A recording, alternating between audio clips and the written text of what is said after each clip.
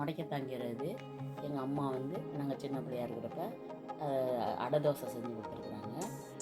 எனக்கு இப்போ 65 வயசு. இது பித்தம், வாய்வு, மூட்டு வலி இதுக்கெல்லாம் ரொம்ப நல்லது. இது அடிக்கடி சேர்த்ததுனால மூட்டு வலி எனக்கு கம்மியாக இருக்குது. இட்லி அரிசி ஒரு 2 டம்ளர் 400 கிராம் ஊற வச்சுக்கணும் 4 மணி நேரத்துக்கு முன்னாடி. கடலைப்பருப்பு 50 கிராம், துவரம்பருப்பு 50 கிராம். இதை வந்து அரை மணி நேரத்துக்கு முன்னாடி ஊற வைக்கணும்.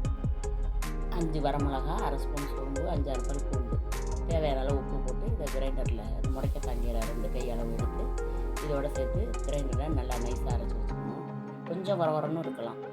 இதை வந்து தோசைக்கல்லில் நல்லெண்ணெய் ஊற்றி சுட்டு எடுத்து சாப்பிட்டா ரொம்ப நல்லது.